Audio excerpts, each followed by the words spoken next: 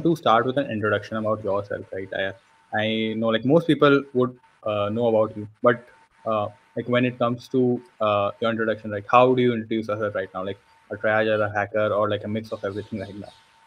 Yeah, so uh, I'll start with the ground because that's where I've started. So I started as a bug bounty hunter, like everyone, I believe. Yeah. So in my college time, when I was pursuing my bachelor's degree, I was started learning about this hacking and everything. Mm-hmm. So I was chapter leader over there in my college where I organized open source events. So I was so much into the open source contribution and everything. And then I started a chapter where I have organized an UAS meetup. That's where I have meet so many people and I have learned about this bug bounty and everything. That's when I started self-learning, Mm-hmm. and I did bug bounty when I was in my college time because it used to like help me pay my room rent because I Okay. used to live as a rent to pursuing my college and everything. Then I joined a startup where I can say that's my first job where I have like worked on documentation and everything where I've learned like how the documentation work, how reports work, how report writing works. That's where I have learned like writing skill and everything. Then I joined a kind of proper corporate job as a pen tester. That's where I've worked for 3+ years, and I have learned the pen testing thing, like everything is a vulnerability, then mobile pen testing and all those skills which I have gathered is from there. Then I joined HackerOne in 2021. That's when I joined HackerOne as a triager. And it was like, of course, as a bug bounty hunter, we all see this bug bounty platform as our kind of top thing. And joining HackerOne is like dream come true for sure. So yeah, in 2021, that's when I joined HackerOne. But before that, I have experience of pen testing and this development and everything because I was contributing to the open source and everything. Yep. That's so great to hear. And since you mentioned right, like you were doing pen testing earlier, so I think right now most people would also be in a space where are they doing pen testing, doing bug bounty, right? So how does the transition to that role work in the sense like I would first want to ask like how was the process of like even interviewing for being a triager, right? And like first I would like to know how was the process for being interviewing as a triager. Did you know like how triage worked at that time? Like how was your experience? Yeah. So as a pen tester, like everyone knows, everything is a vulnerability and you cannot skip anything. You have to report the smallest thing which you have identified because in pen tester they have to share the report to someone else. Like in India, we have this RBI guidelines. We have to share the report if you are a financial sector thing. So there are some compliance. There are some pen testing report which you have to demonstrate. Like you have tested each and every parameter, each and every kind of header, each and every kind of endpoint, and so pen tester is that. But in bug bounty, you have to demonstrate the impact, right? Mhm, Because that's what the triage will ask you, like, what is the impact of this particular issue which you have reported? mhm, No impact, that means it's just kind of no bug. So yeah, so in bug bounty, you have to demonstrate the impact. So even when I joined H1, I knew how to triage web reports, but for the mobile, I knew how to do pen tests because I know static analysis, I know dynamic analysis. But whenever you ask a bug bounty hunter or a researcher or a hacker, like, what's the impact of this? mhm. First, you have to understand how to create that impact, right? So that's a skill which you have to gather. So you have to do learning like every stage. This is field where you have to learn every day Mhm. by discussing with someone from your own reading blogs, reading others' reports, right? So you have to learn every day so that you can gather more and more information, more and more experience, so that you can implement that. You can kind of use that. That's what I have learned. I have learned okay how to actually triage a mobile report. I knew pen test, I knew the background, but triaging a kind of impactful report is something which you have to learn. That's what I've learned. Then I learned gaming, learned binary, and so, right? And yeah, I mean the interview process. Uh, there are multiple rounds which I have to go through. Mhm. It takes time because there is a time availability required. Whoever is taking your interview, when I joined, it was like it took me some time because Mhm. even I was doing like part of a job where I have to do a pen tester job and I was doing some projects. So for me to take out the time, it was like weekends. So yeah, it took some time to do each and every rounds. But yeah, every round has a kind of requirements which you have to fulfill. Like initial round, it was something different.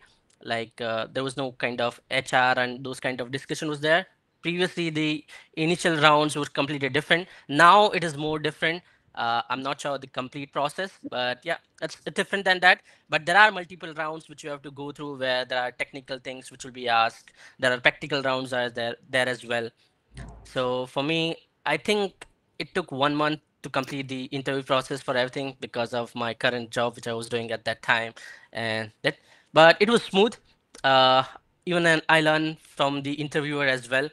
because they have asked some great questions, and it went me thinking about that as well. Like the CVSS questions or about the bugs and everything, right? So it was great. Then I joined H1, and it was like completely different picture because what you see outside of a corporate or any kind of company is different, but when you join inside there are a lot of things going on, Mhm. because a lot of discussions happen, there are a lot of things happen, right? So you will learn, okay, what is going on, how things are kind of evaluated, how getting like understand how they understand the things and everything. So that's what I learned, and I was like, okay, there are a lot of great mind of people you will meet, Mhm. and whenever everyone has a kind of same goal to fulfill, like save the internet, right? Yeah. So a lot of valuable interaction you will do with them. So Understood. yeah. And does like assessing like how a triager like in the interview process only, like is the assessment of a triager done only specifically on the technical aspect, like how good are they to assess a report, or like are there more aspect of what a triager should know, or how they should like what are their roles and responsibility in terms of that? So yeah, so as a triager, there are a lot of things which you have to learn, you have to understand. Like like if you see a bug where a researcher find that bug before like after understanding the application, it takes them to find the bug like 1 days, 2 days, and so. For a triager, they have to triage the report as soon as possible, maybe in minutes, right? So that quick grasping skills which you have to learn. Again, there's a communication skill required because you have to communicate both the sides, the customer and the researchers. So you have to learn the communication skill. So all those kind of skills will be kind of evaluated inside the interview. They may ask you some bug related question like what are your workflow which are currently you are using, right? So that they can understand what is your workflow, how you actually find a bug or maybe evaluate a bug, right? They may ask you some question related to scenario, like if any random scenario just thrown out to you, like in this scenario what will you do, right? So you Yeah. have to provide your understanding because in this particular role you cannot choose any of the sides, right? You have to be on a single page where you have to provide your view clearly. You Understood. cannot just choose customer side, you cannot just choose researcher side, but you have to make sure if the researcher has like demonstrated the impact, they have Mhm. done their effort inside the report, they get rewarded, right? You Mhm. have to make sure with that. So you have to sometime explain to the customer as well about the bug if they have done any mistake. Sometime you have to explain to the researcher, no, no, no, this is the view which they have provided. So Mhm. you have to communicate on the both the sides, right? So this is really important in this role where you have to be kind of more proficient with your communication and everything, as Mhm. well as the technical thing as well, because if you don't understand what you have to NMI, how you are going to communicate, right? So yeah. That's so true as well. And I think like earlier you mentioned, right? Earlier when you joined, it was more of web than mobile, and then you learned more things on game development Mhm. as well. So even from the triage perspective, plus even from learning perspective, how has like things and challenges being in early days versus now for you? Oh, so in earlier days, so in earlier days when I joined in 2021, so it was more of a manual work Mhm. because there are a lot of reports which are coming in, there are a lot of programs, so the hackers are keep going hacking, so they just report bugs, so the queue get just keep getting up and up. So it was more of a manual work at that time, so sometime like a report takes more time to handle than we thought. Like we think, oh, it's just take 5 minutes, but you have to do all the kind of setup and everything, you have to kind of create all the credentials, you have to do everything, so it takes some time. But now we have a complete different picture. It was improved a lot. The platform just provide so many things to us, so many kind of integration and kind of tools which are provided to us. Even the LLM and Gen AI is there, so we can do so many things in a quickly manner, but make sure we provide the quality in a proper way, and we communicate properly to the both sides, customer and researcher. But the tooling and everything is improved now, we have more kind of automation is there, so it's more kind of easier now compared to the previous how things was more manual to now More integrated with automation and everything. So yep. Yeah. And I think this is the most interesting, and most people would want to know, right? Inside the Mhm. triage process, like what exactly happens when when someone exactly submits a report, what happens next? Okay, so whenever someone submits a report, it will move to a particular queue which we have in the triage queue, right? There's a queue which is there. Now you have to understand, and I think you may aware about this. There's a SLA, right? Yeah. So every customer has some subscription which they are using, right? Mhm. So based on their subscription, there is a SLA which is assigned, right? Yeah. So every program has a maybe different subscription. That SLA is different. So we have to meet the SLA. That's how the things work, right? We have to meet the SLA. So the report which we are doing, we have to make sure we will not miss the SLAs.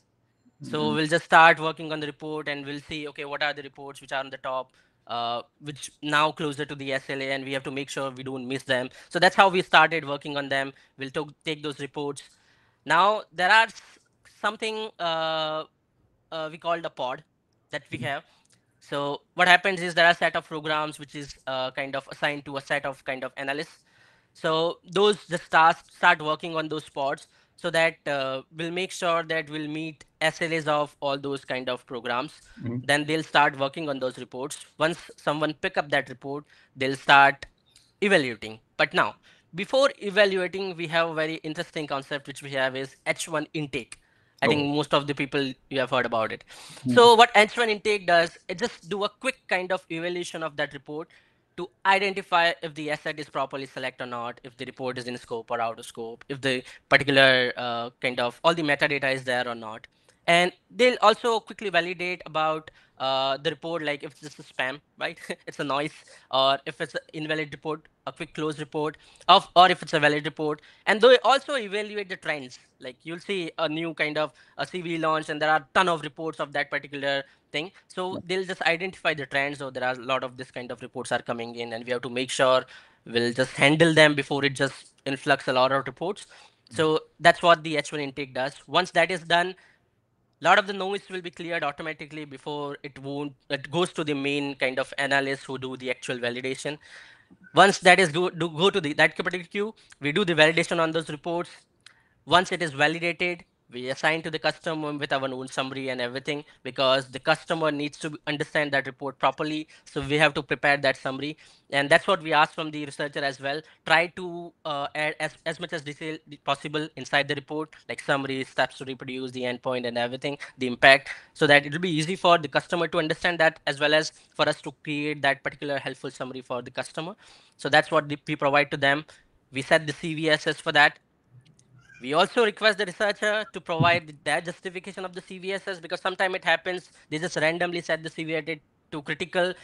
We don't understand what their view is. So we'll just evaluate on ourselves. We see, okay, this is what they have provided as an impact. We just set it to that. So if you have set CVSS on yourself, you have the justification for that, right? So Yes. it will be more easy for you to provide a justification. Like if you have set the confidentiality as high, and when I'm evaluating that report and I see, it's just a medium, I'll ask you why you have set it as high, right? And even if I'm setting as a medium, you can ask me why you have set from high to medium, right? That's Mhm. a clear point to discuss about, rather than directly a critical and then setting a severity and discussing, oh, it's a overall critical and now you are setting a CVSS. That's Yeah. not the right way. So it's better to discuss on a point which you have set and that triager is setting. So that way it will be more kind of on point discussion which you can do. Then we'll forward to the customer. We set the state to the PPR, and PPR doesn't mean the report is kind of completely valid, Mhm. because we set in the PPR state as a pending program review for the customer to review that report based on the summary which we have provided and everything which is included inside that report. Then customer evaluate that report and they change the state to the triage if it's a valid. If they think it's kind of same root cause of a different issue, they just provide the kind of internal comment to us, and we'll just discuss with that with the researcher and provide their view. If it's a clear duplicate, we'll just close that report. And if it's not valid, if required more information, we'll anonymize that report and we'll ask for the more information. And we request that you just provide the kind of to the point information of that NMI. If Mhm. you have additional details, you can just include those additional details inside that NMI response, but try to be more kind of on the point of the request or the question which Triager has asked, so that it will be easy to directly address that point and forward to the team for the further discussion if required, or triage report if possible. Yep. Understood. I think that was like a very good insight about like how a report is going from like the point where it's submitted and to the point it reaches customer plus back and forth, right? One point I would like to also cover, like what's a common pattern that you have seen, like in general, like with reports which are not generally tried, like let's say something like duplicate, invalid, informative reports. Like what are the common patterns that you have seen over time? So the most common, which we all know, is low-hanging fruits, right? So if you try to find that, there are chances that you get duplicate out of it. But I'll I always say, even if your report is getting duplicate, you are in the right direction, because at the end, either it's a valid or it's a report which someone has also find it, right? So if you are on the early stage, be consistent, try to find more and more bugs. At some point you'll see the result of your hard work, right? But most of the low hanging fruits is sometimes gets closed as duplicate, right? Sometimes you'll see like very kind of huge program which is very long, like going on, there are a lot of reports being reported to that program, but still someone actually find SQL injection. So it happens because sometimes you have to be on kind of particular page on the right time where they have maybe introduced a new feature. So it happens. So try to find, whenever you start doing a bug bounty, try to find more kind of logical or break the business logic for that, so that you'll, there are chances that your report get accepted quickly compared to a long hanging fruit, right? But that doesn't mean like just don't test for the long hanging fruit as well. You can report that. uh, but yeah, for the duplicates, there are low hanging fruit which gets duplicate mainly, and informative and NA and those, yeah, of course, don't report spam. That otherwise it will be closed as spam NA, right? And don't report issues without having an impact. If you are not sure like what this particular issue has an impact or not, there are a great feature which we have is collaborate. You can collaborate with someone who actually understand that bug and maybe help you escalate that particular bug to a higher impact, because higher impact provides you more bounty compared to a low, right? So try to elevate your issue to a higher impact so that you can gain more out of it, as well as you now get a friend who is collaborating with you, so you can Mhm. discuss more and together you can hunt on those, right? So there are so many chances where you can learn from each other, right? But as well as you gain the experience, so that next time you can elevate that particular bug yourself as well. So it's a great thing to learn from each other. But yeah, if it has no impact, there's no CIA impact, it will be closed. If you just provide a theoretical detail like, oh, this can do this or that, no, it won't work. You have to provide a practical impact, because those scenarios are more impactful rather than a theoretical issues. Because even customer just push back saying what this can do, just provide Mhm. the details, right? So even customer don't want this theoretical things, you have to provide the impact clearly so that it can evaluate it accordingly. And the impact you provide, it's how the CVSS will be generally calculated, and that's how the customer sees as well. And we as a triager always try, if sometimes we are not sure or what this impact about this particular issue, we even request the customer to investigate from their end, because they know the background more than any of us. Mhm. And researchers knows the application more because they have spent timing in Correct. so and so things.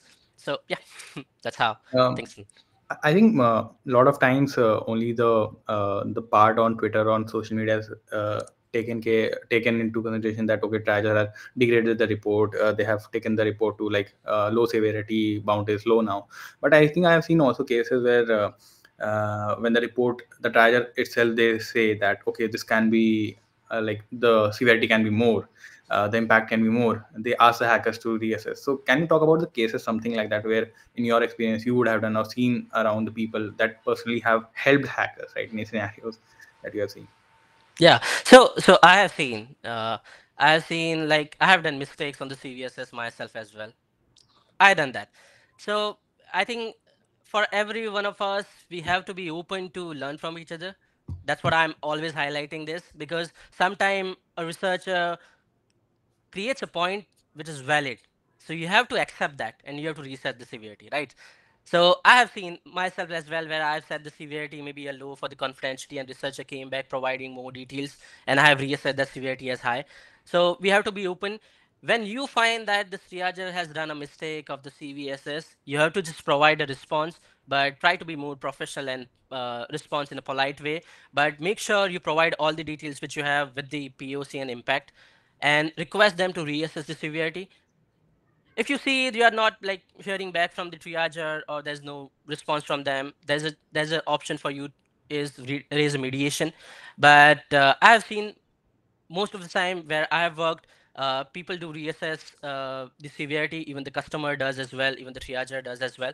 But there are some cases where you see, oh, why for my report they have not reassessed the severity, because there are some inputs which they believe no, they still, as an example, for the PII it's clear, they say oh the confidentiality is high, right? Sometimes it's overall critical as well if it's a mass PII leak, right? But sometimes where the researchers see oh there's a kind of very valuable information which thinks confidentiality or integrity as high, but sometimes the customer says no, this is not very high for us, please set the confidentiality as medium. Mhm. So at that time, even from your understanding, from your point of view, where you have seen the application, oh, this may be a valuable information for them, but for the customer, they think no, it's not valuable. We considered it as confidentiality as medium.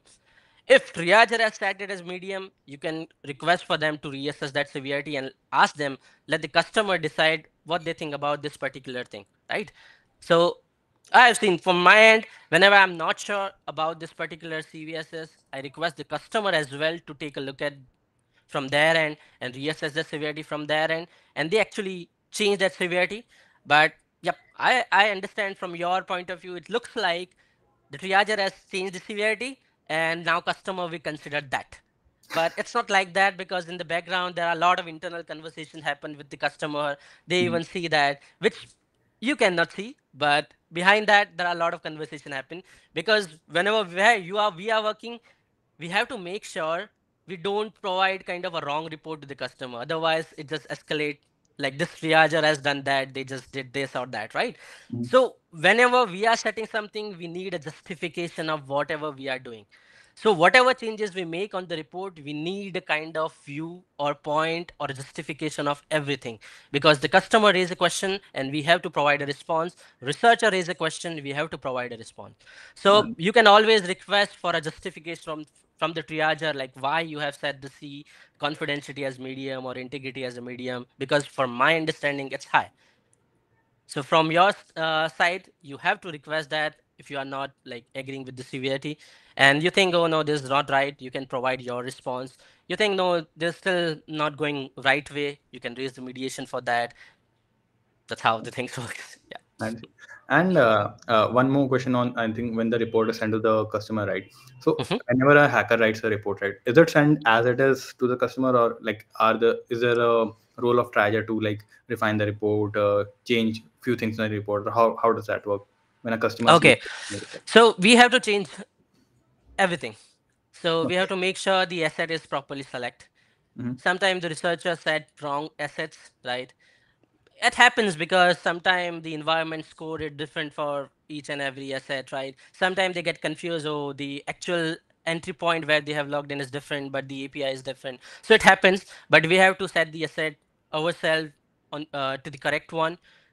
We can do that because we have triaged a lot of reports, we have understanding of that, we can discuss with the customer, so we know that what we have to set. So we actually set that. Then we have to set the weakness. We cannot skip that. We have to set whatever the weakness of that particular report which we have identified. Then we have to set the CVSS. Sometimes it happens we cannot directly set to critical because it may escalate or trigger something on the customer side. So it happens sometimes we may have to reach out to them directly. Oh, there is a critical report came into your queue, right? Again, we have to set the CVSS. We cannot directly forward a report to whatever in that state, because again, if I set something as overall critical to the customer, I need to justify that. I cannot set directly to critical because they ask you why you have set it to critical, what response I will have, right? Mm, correct. I should have a justification. No, because I have seen there is a mass PI leak, that's why I have set this report as a critical overall, right? So that's why I request all the researchers to actually try to set the CVSS, because this way you will learn as well.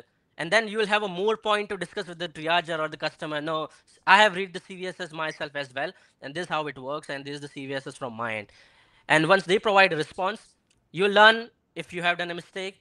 or you will teach them if they have made a mistake, right? So it's both way.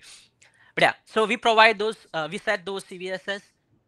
If there are any custom field or any kind of filter which may have to set for the customer, because some customer use PPR, some may be triaged state, right? So it's different from them based on their workflow, based on their internal workflow which they have. So we set those kind of custom fields as required. Then we provide the triage summary. Now we have a Gen AI, so it will help us to write the summary for us. But again, we have to make sure the summary is on point and it provide as much as details to the customer. So we write summary with steps to reproduce, the impact, and all the other details required based on their particular workflow. So we provide that, we forward that to the customer, we assign that to the customer group or their particular program, and then we provide a response to the researcher, and that's how it works. If they have any doubt, they assign to the other group and we just discuss with them. Understood. Yep. And one more question I think on this is: are there scenarios like, let's say, where two triagers are involved in one report and one would agree with something and other would agree with something else? And if scenarios like that occurs, how is that handled? Yeah. So that's a default scenario, because here there are more number of chances where two triage or maybe three or four triage work on a single reports, because the queue is very long. You have to meet the SLA. So if one report is NMI'd, it may give to a different queue because it was already handled in a first response. Now there is further conversation required. So maybe a different triager will work on that report. So it happens there are multiple triagers will work on a single report, and you will see a different response from a different triager. Now, if they both like have a different views, we have very interesting thing we can discuss together. Like right now we are discussing, we see him have a different kind of conversation platform where we talk and we discuss, right? So we can discuss together. Again, it happens. Like one is saying no, the CVSS point is this, and one is saying this. Again, as I like, we can learn from each other.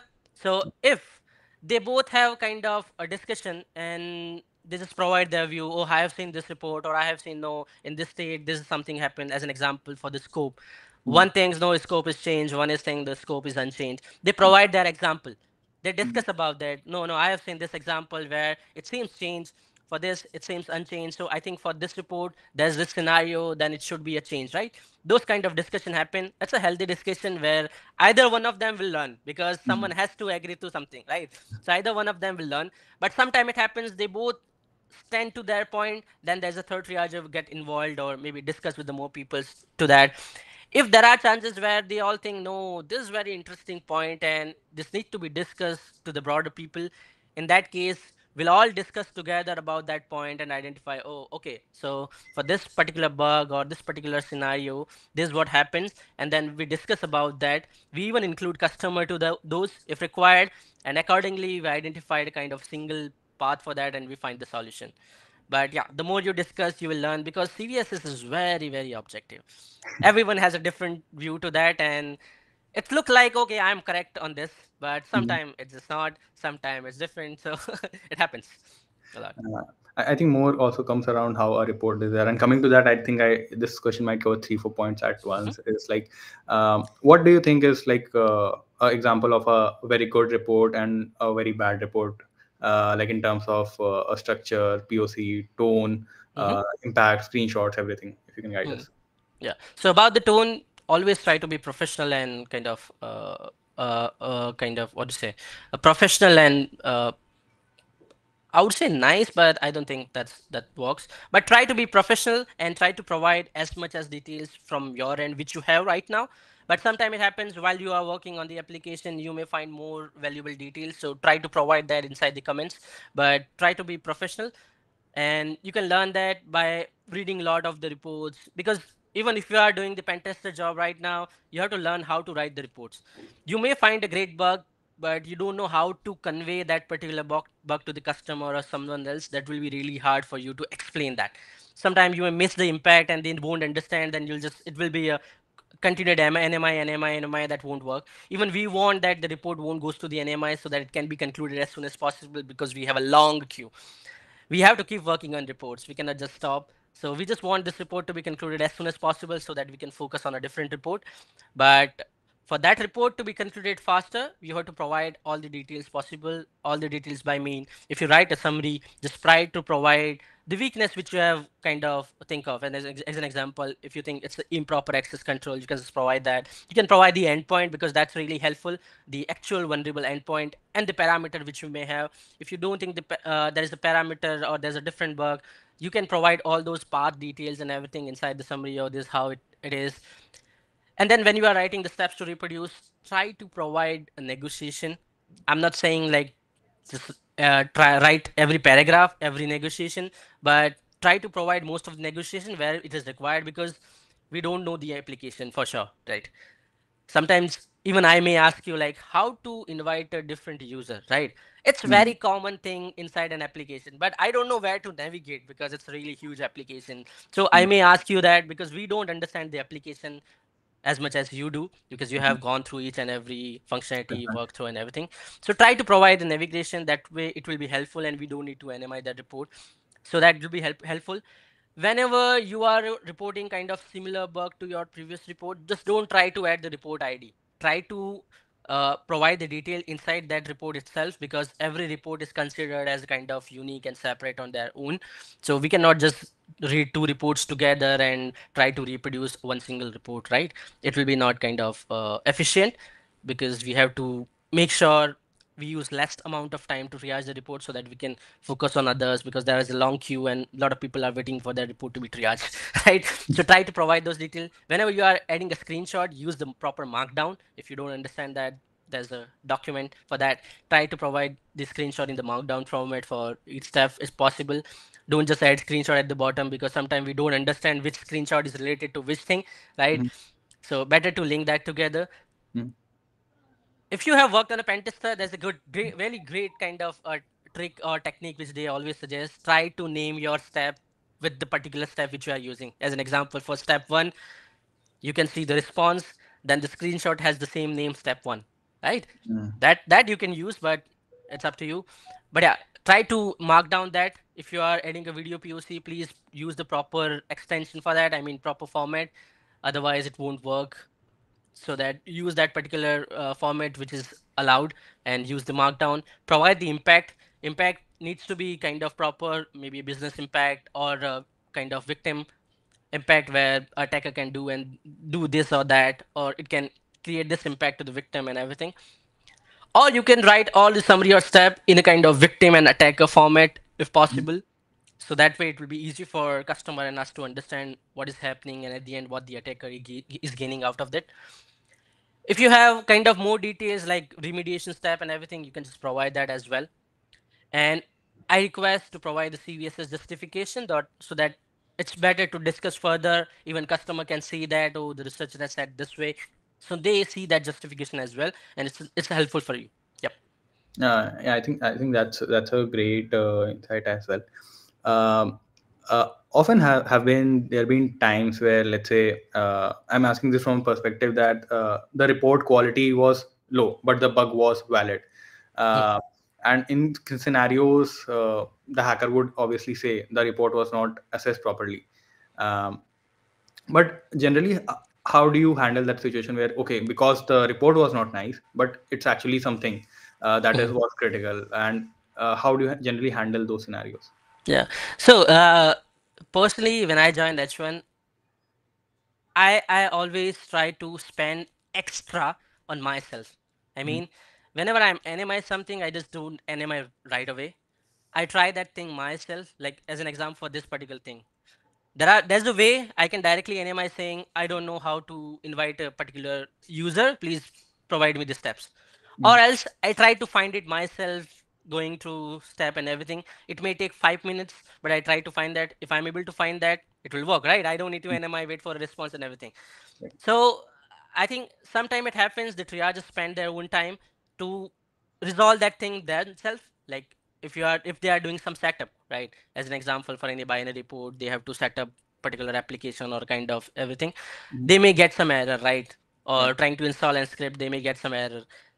Either you can NMI directly saying, please provide me response to resolve this, or try to spend your own time to understand, oh, okay, I'm facing this error. What are the solution for this? Because it's just installing a setup, right?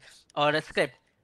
Everyone is finding that on the internet, right? But that's Yeah. how I learn. That's how I started my ways where I like to solve problem myself.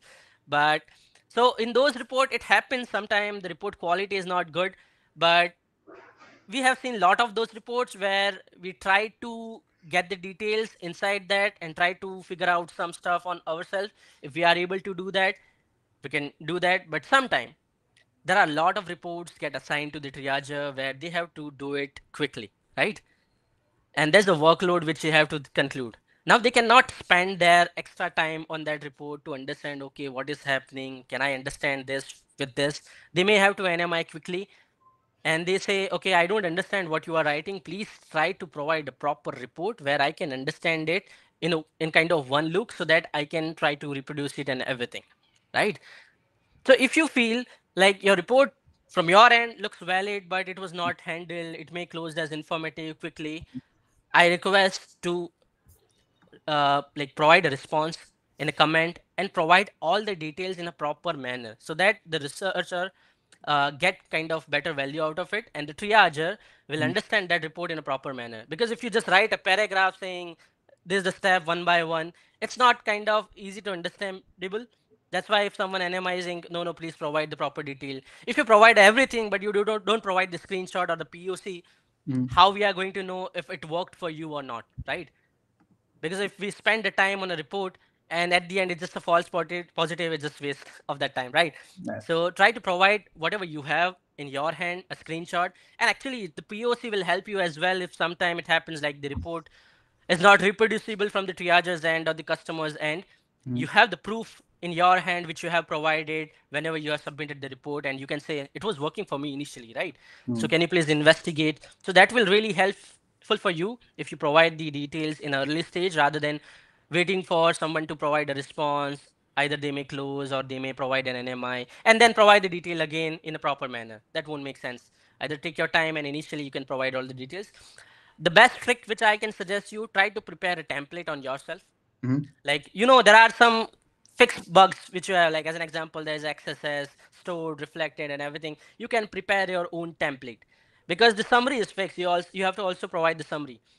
I can, like I have said, you have to provide the endpoint, you have to provide the parameter, right? So if you have that, you can just place that inside those particular values. You can provide the step quickly. This is the URL which you have to access, and you'll get the kind of pop-up. Then the impact, which is same, right? So you can prepare a template, and you have to just change few field out of it, and you can just provide that again and again. That this will help you, right? Mm. I think one question I would would have to follow up, right? What generally happens? I think you mentioned, right, when bug was reproducible, but right now it's not reproducible. So generally, I think there might be a lot of scenarios where hackers also complain a lot because this was reproducible earlier. Now, right now, it's not working, and the company has fixed it silently and not given Yeah. anything out of it. So what happens generally behind those scenarios? Yeah, as I've seen a lot of scenarios like that. So in that particular scenario, we try to reproduce that report. First, if it won't work, we NMI asking it's not working for us. Could you please try again? If the researcher says it's working for them, we request them to provide a new POC so that we can try again and we see whatever like we are missing or there's any step which we have skipped so that we can try again. So we try that. If they says or they confirm that no, it's not working for them right now, but initially it was working, if they have provided POC, it will be really helpful, like from their end to actually showcase that it was working for them, and this is the actual proof of that. We forward that report to the customer and we request them to investigate what happened, right?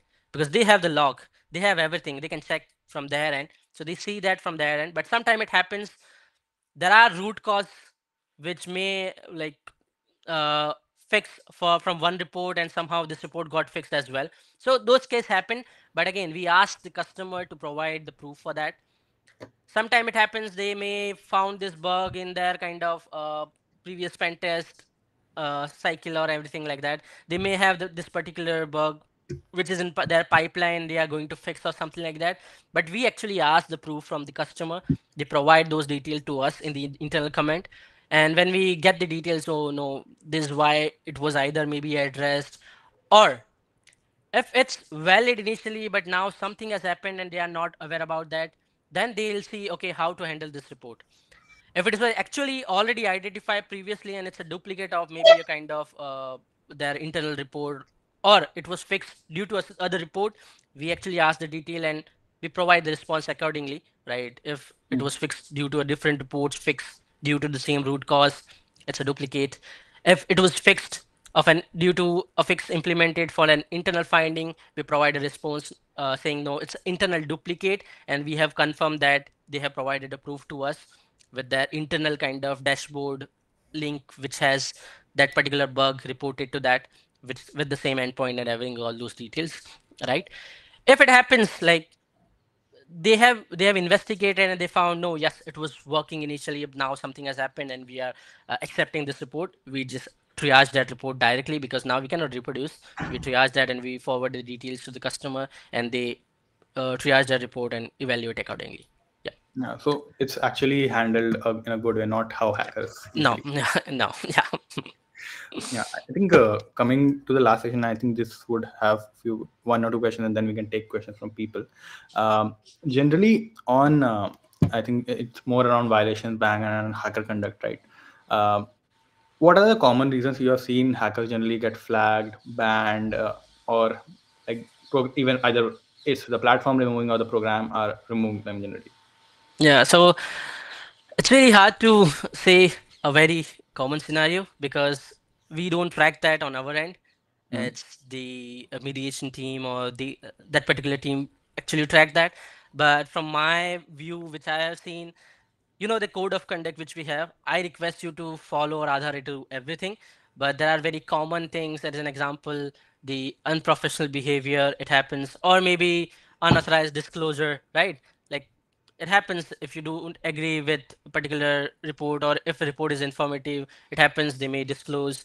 So those kind of scenarios I have seen personally which get flagged, or due to that it was banned. But I don't have a kind of a number using which I can say, this is the most common one. But Mhm. what I've from my experience I have seen, there's an unprofessional behavior happened, and this unauthorized disclosure Yeah. Even happened. even Due to this, the even, customer will ban that. Yep. even maybe reaching out to the program owners, triagers, or people. Yeah, if you directly that's unprofessional either way, right? You have to be professional and you have to provide all the details inside the report because that's where you have to communicate. If you go outside that, it's just breaching of particular code of conduct. Yeah.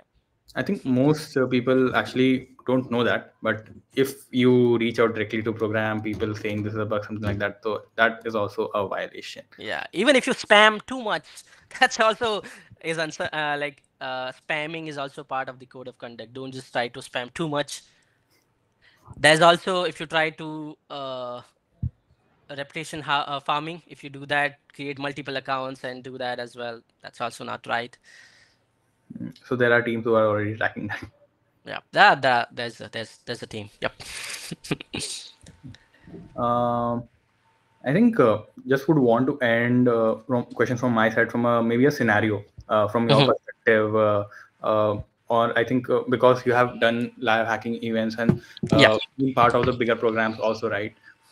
So how has been experience of a normal triage versus triaging on a live hacking event? How is that process different, and what's your experience with that? Yeah, so it's a great experience because whenever I'm working on a normal triage, I'm behind of a screen, right? You don't know what I'm writing or if I'm available right now, or I can just provide a response and I can reply back after 1 hour, right? But in live hacking triage, you have to discuss one-on-one directly, and that's really helpful because whenever you are discuss something with someone, you'll get more insight or experience or information from them and see how they are working, right? That's way it will be helpful for you to provide all the context inside the report. Also, you'll see a lot of kind of valuable report because a lot of the researchers are collaborating together in live hacking events. But here, whenever you are working on the main triage, you'll see less number of collaboration happens. Only there are few people who actually always doing the collaboration. They may do it, but you'll handle more of a kind of one single researcher's report, or maybe kind of one report which you have to work on. Again, in live hacking event, you'll see more of a kind of valid reports for sure because they have a kind of a channel to discuss with the customer directly, discuss with the triager directly. That's how it works, because they all go to the on-site and do the discussion and everything. So they have more kind of input from the customer and time. They may ask the question to the customer again, like how things work on this end. What are your view, right? This kind of bugs, do you accept or not? Kind of way. But for in the main triage, they have no kind of view for that. They just have to report that, and they'll get the responses that the report itself, and then they understand, okay, this kind of bugs will not get accepted, or they require this kind of impact, or this kind of impact will elevate that particular bug to critical or maybe high. Mhm. So in the main triage, they have to work on, as a triager, we have to work on one-on-one report, one by one, which never ends, because just keep coming, keep coming, keep coming. In Mhm. the LHs, it's a time constraint event. It will end at some point, and report will get zeroed at some point, because we have to prepare the leaderboard and everything. So both are different in a workflow wise, and how things works, because one is the time limited, like few days it will happen, and one is like keep coming, keep going on, keep going, and it just never ends. Yeah. Okay. That's so good. I think there are a lot of questions, but I'll just take few in them Sure. perspective. So one, I think is in the start of like how high is impacting triage, how is that human in loop working with general triage, and how is that helping whole triage process? So yeah, initially it was manual, because we have to take everything doing manual, from taking the report, summary, and everything. There was no H1 intake at that time as well. Now when now we have the high triage, so it's really helpful, because the writing the summary, we get that from the high, and we can just modify that if you want to, right? So that's really helpful, because more of the context, if the high understand from the report itself, it can write that for us, and we can just modify according to our need, or like how we understand for the customer. Again, the H1 intake was there as well. So high actually helped H1 intake to identify these in scope, out of scope, because everything is there. It just need to be automated, or high is required to evaluate what are the asset reported by the researcher, what the asset which they have said, are they matching or not, right? And based on how the customer accept the report, what is the right asset for this particular report. So high will help you in every step to make sure your work gets quicker, as well as you maintain the quality, because sometimes it happens you may skip the asset part in the metadata and just forward that report to the customer, and at least later stage you'll find, oh no, I missed this asset, I need to go back and change the asset of that report. But if the asset has an environment, a variable set to it, if you Mhm. change the asset directly, the CVSs get either reduced or increased, right? Correct. So it happens. Changing one value may impact the other value as well. Correct. So it's really important for you to evaluate those values at the initial stage when you are actually forwarding those details to the customer, because it happens they may have their own workflow and it creates an issue with them, right? So it's really important for you to identify, like for custom for some customer, they ask us to set this summary first and then do the interaction later on, because whenever you set the severity there, particular automation get triggered and things work. So it's really hard for us to track for which program we need to do this way, for which program we need to do this way, for this program we need to do this way, right? Because there is not one or three programs. We have a lot of programs and we have a lot of reports. Maybe we are working on this program's report right now. After 5 minutes, I'm working on a different program's report, which have a different workflow, right? So for you to track everything in your mind and working on report and providing a response, it's really hard, right? Because you have to be proficient in everything, you have to maintain the quality in everything, and when you are doing everything together, it may happen you make mistake, but you cannot make mistakes, because if you make a mistake from the researcher side, they just come back saying, oh, you did this. If you do it on the customer side, they come back saying, oh, you did this, right? So you Yeah. have to be make sure you are doing everything correct, and that's why we need something which help us in tracking, oh no, for this report you have to do this way, for this report you have to do this way. That's where the high really helpful. So it's really helpful in doing things quicker, and of course maintain the quality which we always do. Yep. So it's a nice use of automation as well. I think I'll just take one question from Nash. Sure. So Sure. one is, I think he's asking that what usually happens when a triager gets her reports out of the skill set. For example, someone who is used to do web or mobile gets a Hmm. or Web3 reports or reproducing this as do they pass it to internal team, reassign to another, or let's say even in a scenario where Mhm. if it's something there's no skill set or there's no triager who can actually work on that, I would say vulnerability or a report. So usually how does that Yes. handle? So far I can assure you that there are a lot of triager who work on all kind of reports, right? So there's no one. I mean, there's no category where the triager miss that. Either we learn, okay, and we do it, but there are a lot of triager who are really good at a lot of things. Mhm. And when I joined, they were kind of top of their game, right? But yeah, it happens for some reports where maybe some don't work on the binary and they have no idea how to do that.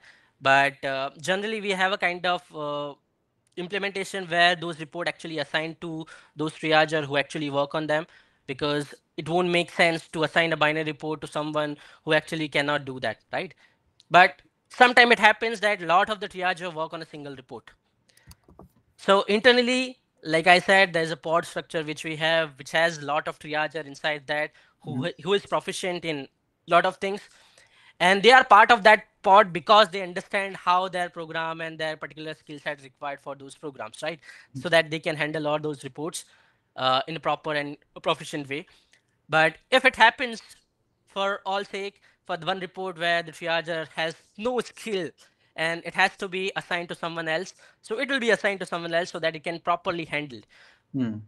If you think from your end, if you think there is a triager, you think, oh, he can handle this report more better way because you have worked with him previously, it's better to tag that researcher in the comment. That way, the maybe someone who is actually looking at the report and thinks, oh, I think this particular researcher has seen this triager has handled the report very quickly, and if that triager doesn't have any workload or is not Mhm. assigned to something else, they can assign that report to that particular triage and they can work on that, right? Yeah. But that's a completely kind of very exceptional scenario where maybe your report quickly get handled, right? Because as I said initially, we have SLA. We cannot skip things in between, right? Because those SLAs are based on the subscription which customer has purchased. So we have to make sure we meet those. But again, we have to make sure we provide the better quality to the researcher and the customer both. So I can assure you that your report will get handled properly, but of course it may take some time. It may go through multiple triages for sure, but it will handle properly for sure. Yep.